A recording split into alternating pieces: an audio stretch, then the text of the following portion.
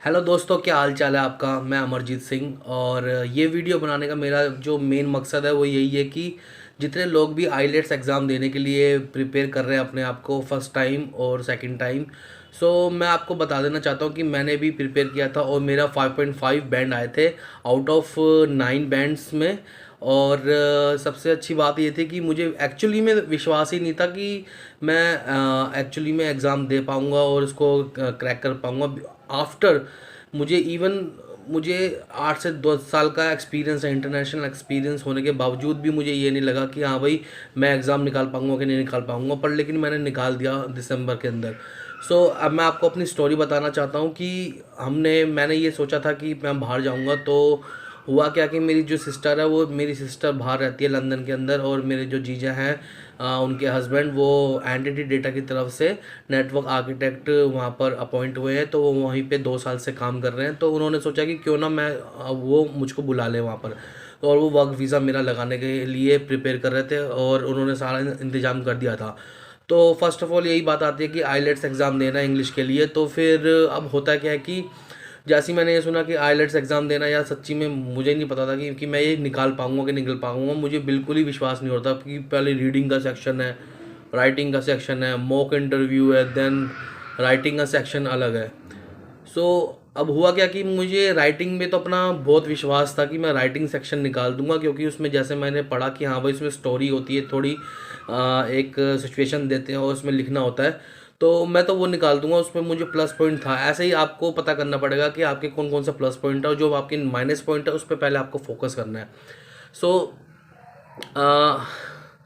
हुआ क्या कि फिर मुझे पता था कि मेरा राइटिंग जो सेक्शन है वो मैं बहुत आराम से निकाल दूंगा, अगर मैं इसको प्रिपेयर भी नहीं करता तो भी मैं निकाल दूंगा कहीं ना कहीं। सो उसके बाद मेरा मॉक इंटरव्यू पे भी मैं बहुत कॉन्फिडेंस था कि हाँ भाई मैं निकाल दूंगा, और मैंने निकाला भी। और मैंने बिल्कुल ज़्यादा प्रिपेयर नहीं किया था मॉक इंटरव्यू के लिए और राइटिंग सेक्शन के लिए। तो मेरा मेन फोकस था लिसनिंग का और रीडिंग का। मैंने रीडिंग के लिए एक बुक मंगा ली, और बुक मंगा के फिर उसके अंदर 14 to 15 चैप्टर्स थे आई थिंक।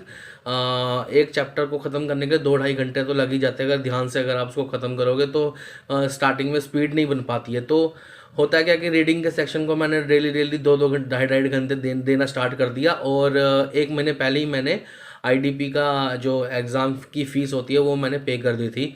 और मेरा एग्ज़ाम जो था वो आई थिंक 16 दिसंबर 2023 को था।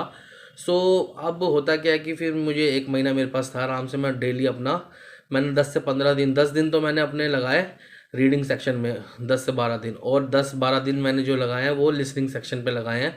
और थोड़ा बहुत जो दिन बच गए थे उसको मैंने राइटिंग पे हल्का फुल्का देख लिया कि किस तरह से होती है, और उसके बाद मॉक इंटरव्यू में देख लिया था कि हाँ भाई कैसा बोला जाता है, क्या नहीं बोला जाता, कैसे प्रिपेयर करना है। सो मैंने मेरे मुझे जब मैंने एग्ज़ाम दिया Madhuban hotel east of class के यहाँ पर मेरा एग्ज़ाम हुआ था वहाँ पर। और वहाँ पर जो मैंने पेन एंड पेपर वाला एग्ज़ाम दिया था।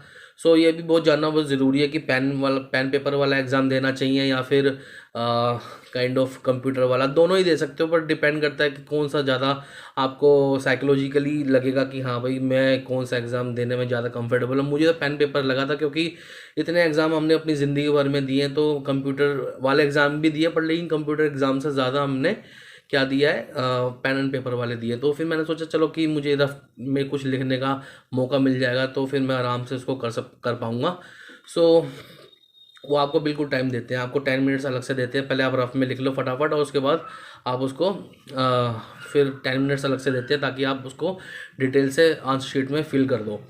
सो अब यहाँ पर साइकोलॉजी क्या बनती है कि मेरा प्लस पॉइंट ये था कि मुझे इंटरनेशनल 8 से 10 साल का यूएस एक्सपीरियंस रहा है, और मेरी इंग्लिश भी ठीक रही है, और मेरी ग्रामर भी काफ़ी ठीक रही है। तो आपको अगर आप फर्स्ट टाइम एग्ज़ाम दे रहे हो तो ज़्यादा चिंता करने की ज़रूरत नहीं है, बिकॉज़ एकेडमिक एग्ज़ाम और जो जनरल एग्ज़ाम होता है बोथ आर सेम एक्चुअली, ऐसा बोला जाता है। बट लेकिन दोनों का ये बोला जाता है कि हाँ भाई बहुत अलग होता है, बट लेकिन इतना बहुत सिमिलर होता है एक्चुअली, मुझे तो ऐसा लगता है। एग्ज़ाम देने में कोई बहुत बड़ी चीज़ नहीं है, और बस आपकी प्रिपरेशन सही होनी चाहिए। आपको फोकस करना पड़ेगा लिसनिंग सेक्शन में जो 40 क्वेश्चंस आते हैं।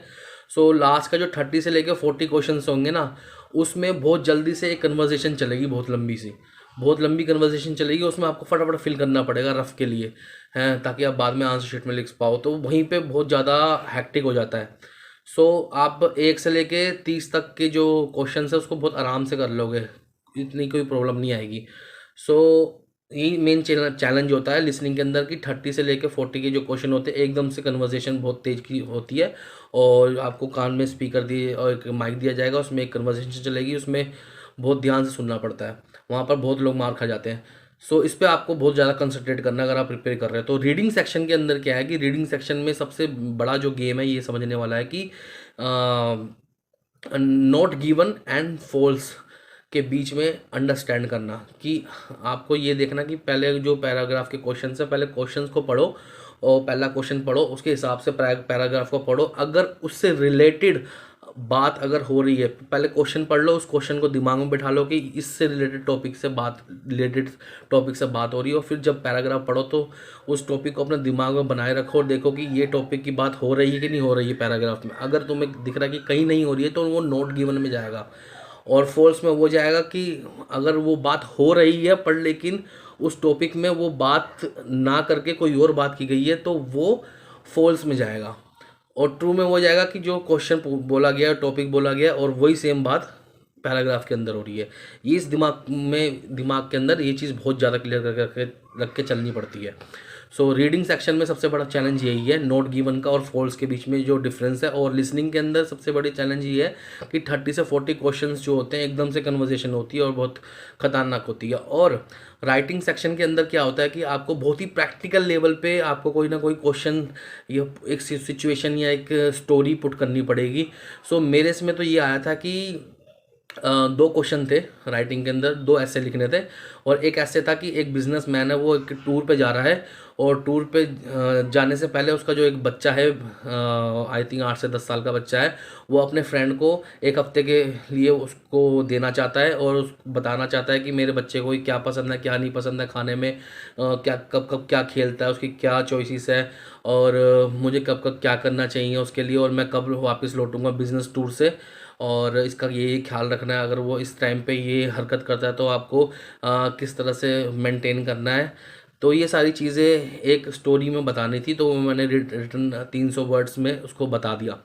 फिर दूसरा जो क्वेश्चन था ये था कि आजकल के जो लोग हैं इतना शो ऑफ करते हैं हर चीज़ पे, और पहले के लोग जो थे इतना शो ऑफ करते नहीं थे, मतलब आप संस्कृति, मतलब पहले की और अब की संस्कृति में क्या डिफरेंस है, तो उसको एलोबरेट करना था। तो उसके अंदर जो कुछ पॉइंट्स बोले हुए थे तो वो पॉइंट्स को यूज़ करना था।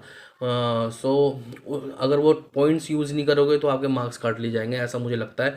तो आप पॉइंट टू पॉइंट बात करना पड़ेगा आपको, और ध्यान रखना पड़ेगा टॉपिक की जो आप स्टोरी बनाओगे वो बिल्कुल ही करेक्ट होनी चाहिए और प्रैक्टिकल होनी चाहिए। तो मैंने बताया था कि हाँ भाई, जो पहले के लोग थे ज़्यादा शो ऑफ नहीं करते थे, कि पहले का कल्चर ऐसा था कि ज़्यादा शो ऑफ करने की ज़रूरत नहीं थी और ज़्यादा लोग दिखावा नहीं करते थे, पर लेकिन आज के लोग हर चीज़ को शो ऑफ करते हैं, रिप्रेजेंट करते हैं डिजिटल वर्ल्ड में, और आप आसपास में के साथ कंपटीशन बहुत ज़्यादा करते हैं। सो ये सब चीज़ें हैं जो मैंने आपको 4 पार्ट के अंदर प्रैक्टिकली बता दिया है। और अपना एग्ज़ाम देने से पहले जैसे आप प्रिपरेशन करते हैं तो आप मुश्किल से 2 से 3 दिन या 4 दिन या 5 दिन आप यूट्यूब पे जाके किसी न किसी को एक को फॉलो कीजिए और उसको देखिए कि रीडिंग सेक्शन में वो किस तरह से बता रहे हैं, ताकि आपको एक साइकोलॉजिकली माइंड में कॉन्फिडेंस मिलेगा।